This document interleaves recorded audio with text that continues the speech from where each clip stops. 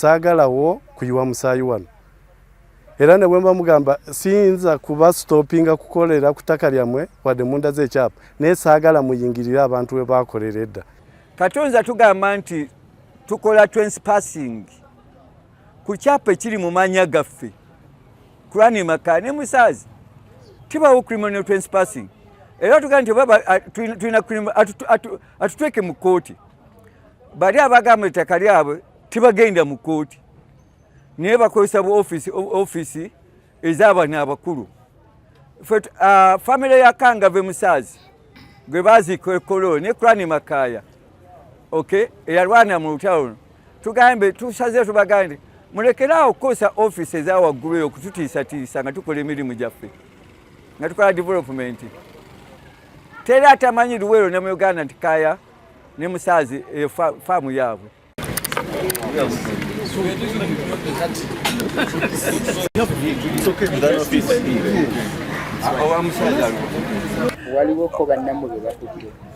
Tebatukutte batulese wano ku poliisi naye ate poliisi terina kyetukoze tetuwadde tetusibye tetugambye eki etugambye muddeeyo kubanga ebyapa byammwe bw'oba oli alina agamba nti ettaka liri agende mu civil court. This is civil matter. Agende mu kooti. Maro bagamba liri agende mu kooti. Watagenda mu kooti. Wacha agenda simanya office from above. Wacha agenda mu office from above. Akole decree. Ne office from above tamanyi kooti jeri. Tamanyi kooti jeri. Oyo presidential advisor ku mataka tamanyi tayinza agende mu Ministry of Lands n'ayogera ne Mayanja principal commissioner ne bakebera. Even though you against it, those are what we call fact finding. Fact, over the table everyone tabilese, such report tazidina, and the title tazidina, it has a fact finding. Fetuchize intimidation. No kujana abasirikale. Okukanga, okutisa bananyini. Ababadeko kuva mu 1973. Ekyo sikyabwenkanya. Era government si yalwanirira takali affe tujja libeerako. Nyagange Dr. Ahmed Moses ndi director mu Marwa Properties. Tubadde wano emyaka giweze 10. Obunene bw'ekifo bwe tubaddemu buweza 6,400 acres ze square miles 10. Naye ku square miles 10 twakakozesaako square miles 3. Cashew trees tulina emiti mitwalo I mean 15 mu nga kakaga I mean mitwalo 5 mu 13 egyemiti gitaninze ekifo kino mukimanyi kifo kya musana naye emiti gyaffe gigenze giyamba mu frequency ey'enkuba. Tulina ne saiso square mile emu. Ezo zonna at the moment tulina projections ezigamba bwe tuba tutandise okuharvestinga emiti eyo gyonna emitwalo 5 ne cashew tusuubira okuharvestinga at least billion 10 in a season. But so far we have invested around in excess of 12 to 13 million dollars. That is close to 50 billion. Tulina abakozi 225 kuliko abali permanent nga hafu abalala naye bonna abasinga bava mu communities eziriraanye wano to contributing nnyo ku economy ya katundu. Tubadde tulowooza nti investment eyo ejja kuganyulwa nnyo n'ensi yaffe nga tutandise okukola export. Badirector baffe bannannyini faamu ba Tanzania and wano twahostingawo ko already Minister of State for Agriculture twamuhostingawo wano. Ambassador waffe owe Tanzania yakijjako wano ne ambassador owe Tanzania mu Uganda naye twamuhostingako wano. Tulina activities nyingi bino ebintu byatukutte off guard tetunnategeera era tulinze authorities bebajjo okutubuulira ani kuffe nabo omutuufu. N'olwekyo time eno nze siina nnyo bingi ebyokwogera ku nsonga eno okujjako baga nti ffe tubaddewo emyaka 10 ate bano abayingiddewo bakamalawo weeks tezinnawera 2 from 22nd of December 2024. Mwebale nnyo ekyokusazaamu ekyapa abakulu bakaŋŋamba kati ndooza bagenze ne bakinonyerezaako nange nkiwuliridde wano nti ekyapa bakikoze eki bakisazizzaamu naye ekyapa omukulu waffe ekifo yakigula ku famire ya Kaaya. Ebipapula byonna lawyer yalina obuyinza yajja obbabuulira babagambye Katende Sempewa and Company Advocates be baloya baffe era bwe mwagala ebisingako wano mulina eddembe okugenda okwogera nabo ku nsonga zino. Tweyanziza nnyo. Bogedde ku kya taite badde council badde ku brown taite yo bagitina batate n'ekirala bamaalwa tulabye nga balinako projects bataddeko kuliko cashewnut eryo ebbanga lyonna bulijjo babayikiriza babayingirira buyingiriza njagala kumanya kibadde kityanga poko ebali ate nga bo bannannyini ttaka ate nga temubamanyi bamaalwa bwe tuwulira bano ababaddeko abakuuma sima asika ye muto wa mukulu wa mukyala Salim Sabe Jovia n'abo baliko security company ya sister wo muto ate tuulya Maalwa ye mutabani wa Jeno owa Tanzania eyaduumira okujjako Amini Jeno Mulamba mutabani we oba omanya balina empuni si bangu kulwanyisa bwebalaba bweba okututeeka ekintu kyo eyali Jeno omutabani wa Jeno Omulamba mu 79 okujja Idi Amin. Okay? Ekyo kitegeera butegeezi nti baba babwambye ekintu kyammwe babwambye n'amaanyi. Saidi zonna ezikubagano zitegedde era osobodde okwogerako nazo. Saidi ezikubagana sinazitegeera. Saidi gyentegeera yeye heading wa law firm eyazemu office nge complaininga yeyo gyentegeera naye Saidi eyakoze ekikolwa ekyokuleeta tractor n'abakozi abenkana bwe bati mu kiseera ekimpi nnyo ekyennaku nkulu ze tubaddemu gyengenda kunoonyereza kumanya yeeriwa ani ali mabega g'ekintu kino. Ekyapa ekyo twakifuna mu 1973 nga tulina wamu ne Kangave Musaazi oyo gwe musomako byawandiikibwa ya first politician era gwe baziika Kololo. Kaaya family erinako mailo 5 ne Musaazi mailo 5 jointly owned. Ebyapa ffe weebiri tubirina naye twadde tugenze tukola emirimu gyaffe ku ttaka lyaffe tukolako development tugenze okulaba nga batugamba nti waliwo presidential advisor Fiona ku by'ettaka Fiona Barungi Fiona nti azze ku mulimu gwe bayita fact finding. Naffe ne tujja tubeerawo naye bwazze ekitwewuunyisiza tabuuza aba local leaders ettaka lino lyani, tabuuza LC bonna abagino walinze ba LC. Naffe tatuwadde namwaganya kwogera tetwogedde agaye bwaye mugende ku poliisi mbiyimiriza. Ekitwewuunyisizza nti n'ekyapa abadde tatukitunulangako akizuulidde wali nti ekyapa kiri mu Musaazi Kangave ne Late Kurani Makaya badi administrator je. Ettaka lino buli muntu alina Luweero alimanyi district ne President Museveni alimanyi bwe yali alwana yalirwanirako era ne Kangave Musaazi gwe baziika Kololo amumanyi nti yenna nnyini ttaka ne Kurani Makaya. Bano abantu abazze nga advisor presidential advisor boogera ffe tetubamanyi ne LC1 tebamanyi ne district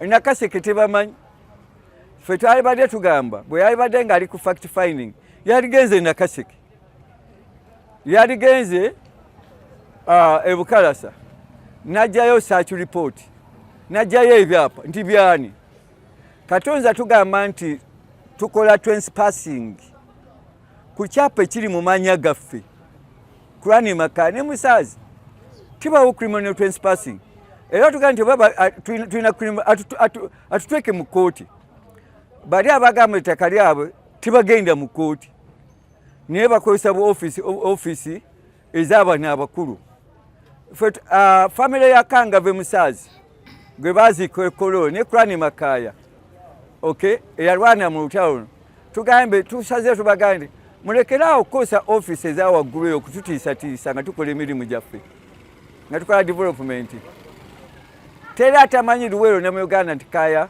ne Musaazi faamu yaabwe bye bigambo byange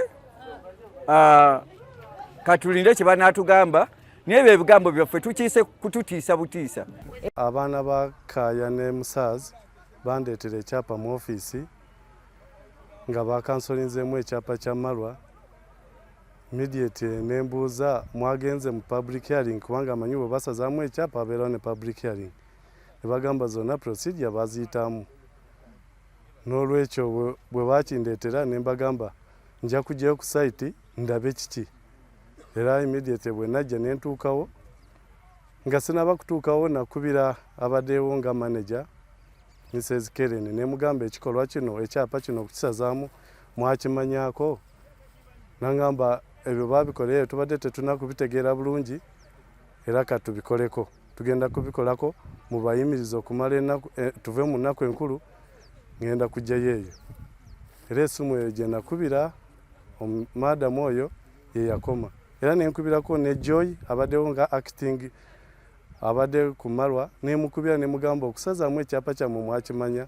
era nangamba twali tuwulira rumors buli kimu nengamba bwe mwawulira rumors mwakolawo ki nangamba tubadde tukyabikwata mpola mpola nengamba temwalogingako ne kaveti ekyapa ekyo bakistopping nagamba ebyo tetwabituukako naye mujja mubayimiriza okuva mu nnaku enkulu tugenda kujja tulabe since then suulyangako simu oba balina bwe batuuseeko buli kimu kyonna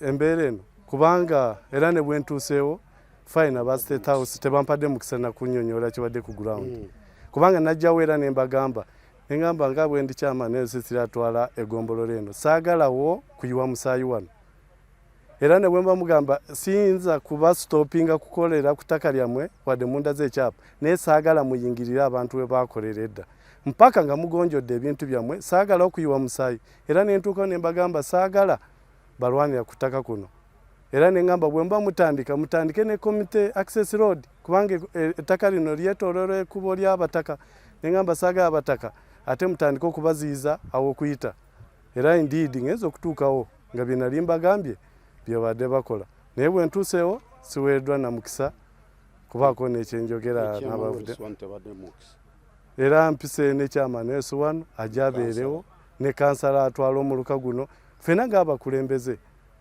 omanyi ensonga buli lwe zibaawo kyetaaga ne zinyikira ku ground kubanga tuli bakulembeze ffe tutwala ettaka lino liri mu buyinza bwange so mba njagala ntegeere buli kimu ekikolebwa ku ground nga nkimanyi naye siweereddwa mukisa kubaako nakyenjogera kati saidi eyo eya Law Farm abazze ne bemulugunya gy'oli twandyagadde otegeere Law Farm eyo Law Farm ki ate ekiikiridde ani oyo eyazze okwemulugunya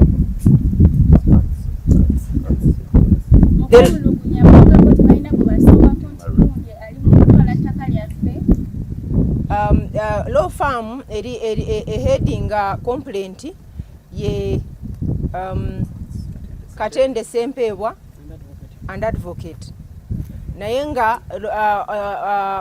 complaint ye company gye bayita Marwa Properties. Akasembayo ekikolwa kino ekyokuleeta ebibuldoza ku ttaka ly'omuntu nga gwatwala ensonga z'ettaka okyogerako ki n'ebirala bye bakola okuyingirira abantu naddala mu kaseera nga tewaliiwo nnyo kati kankutangaze mu bulungi nze okukola mu nsonga z'ettaka si mandeeti yange. Nze nkola mu office ya president ng'omuyambi wa president mu nsonga ezitali zimu na zimu. Naye ekikolwa kino president akivumirira nnyo era aze ng'ateekako amateeka agajjawo ekikolwa ekya land grabbing lwakuba kyekyasinze okuleeta insecurities mu ggwanga. Naye aze ng'akivumirira era kyova olaba ffenna tusitukiramu ne twagala kuggyawo obutali bwenkanya bwe buti mu kutwala ettaka ly'abantu. Naddala abantu abaze nga baagala kuinvestinga mu ggwanga lyaffe naye ne basangamu ebintu nga bino. Tubivumirira nnyo because byonoona fesi y'eggwanga. Nnyo nti nazze ne poliisi n'akulira poliisi mu kitundu kino who is a RPC then ne DPC akulira district.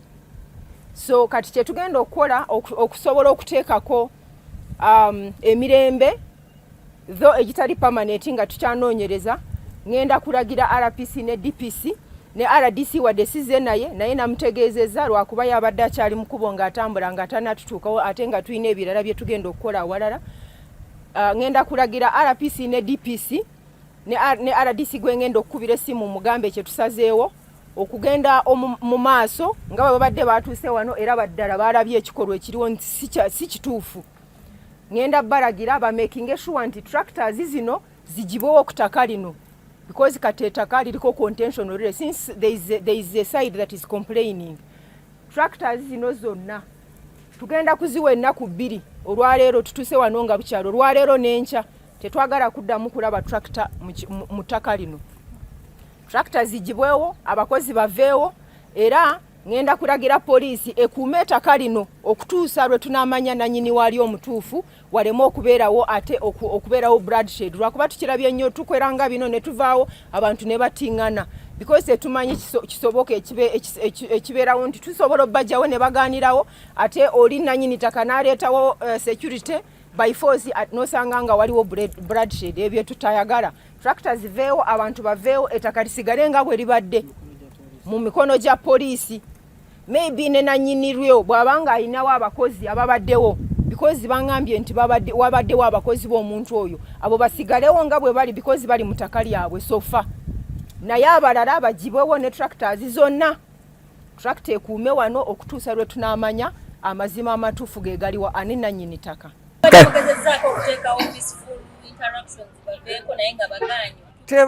Kasooka kakatu akagendako kumpi mwezi mulamba mulaba ettaka lyonna bwe tukoze baali batuteko mu kooti bw'obanga ekyapa kyo bakisazaamu okay bakuwa ennaku 6 kooti okay okola apiiru okola ki kyonna baali nga tebakola kati njoza myezi 3 oba 4 kakati ebyo bebagira naye ndowooza lwakuba banene fe batulaba tuli batono. Ekitulese wano leero mu kyalo ky'e Butebere e Nakaseke tuze kumanya amazima matuufu because wabaddewo allegations ezazeemu office nga complainant acomplaininga ku ttaka lye eribbiddwa nga law firm ye headinga complaint eyo mu office. Ne bajanga baloopa nti wabaddewo okubba ettaka mu biseera bino ebitonotono bye tubaddemu mu nnaku nkulu. So kyetuva tujja wano bwe baamaliriza okuripotinga mu office ya president kyetuva tujja wano okumanya amazima amatuufu nga twagala kujjawo allegations eziriwo tumanye amazima amatuufu kati kyekitulese wano olwaleero. Madam Tena muzudde kyumba bwe mutuuseewo era tusuubire nti ensonga zigenda kuggwa mu ngeri ey'emirembe. Bwe tutuuse wano tulabye nti ddala waliwo ekikolwa ekitali kituufu era buli omu yenna bw'alaba tractors eziri wano this is a very big camp mu kiseera kitono olaba nti it was intended kyali kya bugenderere okuleeta abantu abenkana bwe bati abakozi be tusanzeewo ne bakampinga wano ne tractors eziriwo kiri abnormal okirabira ddala nti waliwo ekikolwa ekibadde kigenda mu maaso mu nnaku ez'ebiseera ebya Christmas ne New Year nti waliwo ekintu ekibadde kigendereddwa okukola wano ekitali kituufu. naye nze nsuubira nti ketutuuse wano amazima gajja kuvaayo era obwenkanya bujja kubaawo bwe kiba ddala kituufu nti ono akoze ekikolwa kino ayagala kubba ettaka naye ajja kuvunaanwa ettaka lidde mu mikono gya nanyini ly'omutuufu because olaba nti bano balinga abateekinze over wadde tetusanzeewo security ffe tuzze nayo naye ku square miles 10 twakakozesaako square miles 3 cashew trees tulina emiti mitwalo 15 mu nga kakaaga mitwalo 5 mu 13 egy'emiti egy'emiti gitaaninze ekifo kino mukimanyi kifo kya musana naye emiti gyaffe gigenze giyamba mu frequency ey'enkuba tulina ne saiso square mile emu ezo zonna at the moment tulina projections ezigamba nti bwe tuba tutandise okuharvestinga emiti eyo gyonna emitwalo 5 ne cashew tusuubira okuharvestinga at least billion 10 in a season, but so far we have invested around in excess of 12 to 13 million dollars. That is close to 50 billion. Tulina abakozi 25 kuliko abali permanent nga hafu abalala naye bonna abasinga bava mu communities eziriraanye wano, but so far we have invested around in excess of 12 to 13 million dollars. That is close to 50 billion. Tulina abakozi 25 kuliko abali permanent nga hafu abalala naye bonna abasinga bava mu communities eziriraanye wano, tu contributing nnyo ku economy ya katundu. Tubadde tulowooza nti investment eyo ejja kuganyulwa nnyo n'ensi yaffe nga tutandise okukola export. Badirector baffe bannanyini faamu ba Tanzania, and wano twahostingawo ko already Minister of State for Agriculture twamuhostingawo wano, ambassador waffe owe Tanzania yajjako wano, ne ambassador owe Tanzania mu Uganda naye twamuhostingako wano. Tulina activities nyingi, bino ebintu byatukutte off guard tetunnategeera era tulinze authorities bebajjo okutubuulira. Tractors zigibwewo, abakozi baveewo, era ngenda kulagira poliisi ekuume ettaka lino okutuusa lwe tunaamanya nanyini waali omutuufu waleme okubeerawo ate okubeerawo bloodshed. Lwakuba tukirabye nnyo tukweranga bino ne tuvaawo abantu ne batiŋŋana because tetumanyi kisoboka ekibeerawo nti tusobola obbajjawo ne bagaanirawo ate oli nanyini ttaka n'aleetawo security by force nosanga nga waliwo bloodshed. Ebyo tutayagala. Tractors ziveewo, abantu baveewo, ettaka lisigale nga bwe libadde mu mikono gya poliisi. Maybe ne nanyini lyo bw'abanga alinawo abakozi ababaddewo because bangambye nti wabaddewo abakozi b'omuntu oyo, abo basigalewo nga bwe bali because bali mu ttaka lyabwe sofa, naye abalala bagibwewo ne tractors zonna. Tractor ekuume wano okutuusa lwe tunaamanya amazima amatuufu ge galiwa ani nanyini ttaka.